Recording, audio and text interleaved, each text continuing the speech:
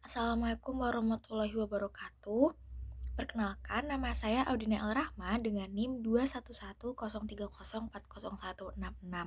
Di sini saya akan menjelaskan terkait pemutusan hubungan kerja atau yang kita kenal dengan PHK. Yang mana pemutusan hubungan kerja ini menurut Undang-Undang Nomor 13 Tahun 2003 tentang Ketenagakerjaan adalah pengakhiran hubungan kerja karena suatu hal tertentu yang mengakibatkan berakhirnya hak dan kewajiban antara pekerja atau buruh dan pengusaha. Nah, teman-teman, selain itu juga berlaku bagi PHK yang terjadi. Yang pertama, badan usaha atau berbadan hukum dan tidak juga berbadan hukum.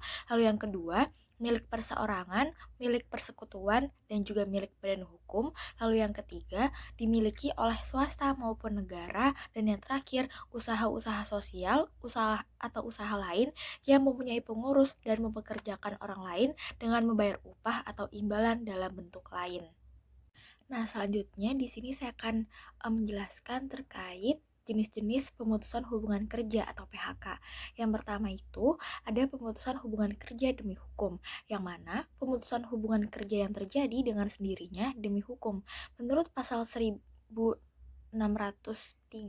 KUH Perdata, hubungan kerja berakhir demi hukum jika habis waktunya yang ditetapkan dalam perjanjian dan dalam peraturan perundang-undangan, atau jika semua itu tidak ada, maka menurut dari kebiasaan, yang mana disebabkan oleh berakhirnya perjanjian kerja waktu tertentu atau PKWT. Pekerja telah mencapai usia pensiun yang ditetapkan dalam perjanjian kerja. Lalu yang terakhir, pekerja meninggal dunia. Lalu yang kedua ada pemutusan hubungan kerja oleh pengadilan, yang mana dalam pemutusan hubungan kerja oleh pengadilan ini, dalam pemutusannya, hubungan kerja jenis ini para pihak yang terikat dalam perjanjian kerja dapat mengajukan permintaan tertulis pada pengadilan negeri sesuai domisilinya, yang mana untuk menyatakan pemutusan hubungan kerja yang bisa dilakukan kapan saja.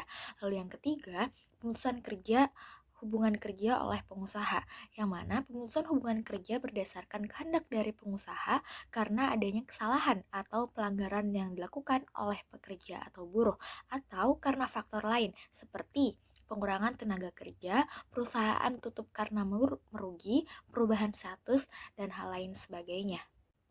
Lalu yang keempat, pemutusan hubungan kerja oleh pekerja atau buruh. Pemutusan hubungan kerja oleh pekerja atau buruh ini pemutusan hubungan kerja yang timbul akibat kehendak pekerja secara murni tanpa adanya rekayasa dari pihak lain.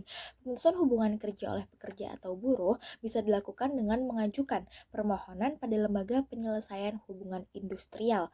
Hal ini sesuai yang tertera dalam pasal 169 Undang-Undang Nomor 13 Tahun 2003. Lalu di sini saya akan menjelaskan terkait prosedur pemutusan hubungan kerja, yang mana prosedur ini dibagi menjadi dua. Yang pertama itu ada pemutusan hubungan kerja untuk karyawan kontrak atau PKWT, dan yang kedua ada PKWTT. Untuk prosedur pemutusan hubungan kerja untuk karyawan kontrak atau PKWT, prosedurnya ini yang pertama, perusahaan menyiapkan berkas serta data pendukung sebagai dasar PHK. Lalu yang kedua, menginformasikan berita PHK kepada karyawan yang bersangkutan.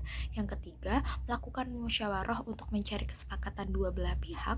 Yang keempat, mengadakan mediasi hukum. Lalu yang terakhir, mempersiapkan kompensasi PHK. Lalu selanjutnya ada prosedur pemutusan hubungan kerja untuk karyawan tetap atau PKWTT. Yang pertama, mencari jalan tengah di antara karyawan dengan perusahaan melalui musyawarah untuk menemukan solusi terbaik bagi kedua belah pihak. Lalu yang kedua, jika musyawarah tidak mendapatkan hasil, maka akan dilakukan mediasi bersama Dinas Tenaga Kerja sebagai pihak ketiga untuk membantu mencari solusi.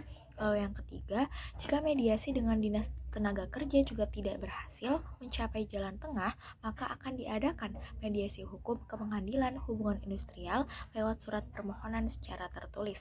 Lalu yang keempat, setelah persetujuan bipartite disetujui, yaitu perundingan hubungan industrial di antara pekerja dan perusahaan, maka dapat melakukan penandatanganan perjanjian bersama. Lalu yang terakhir, yang kelima, prosedur terakhir adalah pemberian pesangon uang pesangon yang wajib untuk diberikan setelah karyawan resmi terkena PHK, yang mana sesuai aturan dalam Undang-Undang Ketenagakerjaan. Lalu selanjutnya, penetapan hak bagi pekerja yang mengalami PHK tercantum pada pasal 1 Keputusan Menteri Tenaga Kerja nomor KL 50 strip min MEN strip 2000, yang mana yang pertama ada uang pesangon, lalu yang kedua ada uang penghargaan masa kerja, lalu yang ketiga ada ganti kerugian, dan yang terakhir ada uang pisah. Baik, kesimpulan yang dapat saya jelaskan adalah pemutusan hubungan kerja menurut Undang-Undang Nomor 13 Tahun 2003 tentang Ketenagakerjaan memiliki pengertian sebagai pengakhiran hubungan kerja karena suatu hal tertentu yang mengakibatkan berakhirnya hak dan kewajiban antara pekerja atau buruh dan juga pengusaha. Pemutusan hubungan kerja atau PHK memiliki 4 macam jenis, diantaranya pemutusan hubungan kerja demi hukum, pemutusan hubungan kerja oleh pengadilan, pemutusan hubungan kerja oleh pengusaha, dan pemutusan hubungan kerja oleh buruh atau pekerja, yang mana masing-masing dari jenis pemutusan hubungan kerja tersebut tentunya memiliki alasan tertentu dan dampak bagi sendiri. Selain itu, prosedur dalam pemutusan hubungan kerja dibagi menjadi dua macam, yaitu PHK bagi pekerja atau karyawan kontrak atau PKWT, dan pekerja bagi karyawan tetap atau PKWTT. Sementara, pemberian hak bagi pekerja atas adanya pemutusan hubungan kerja atau PHK telah tercantum dalam pasal 1 Keputusan Menteri Tenaga Kerja nomor 50 tahun 2000, yang mana diantaranya terdapat uang pesangon, uang penghargaan masa kerja, uang ganti kerugian, dan juga uang pisah. Sekian penjelasan dari saya terkait pemutusan hubungan kerja. Semoga dapat dipahami ya teman-teman. Wassalamualaikum warahmatullahi wabarakatuh. Dadah.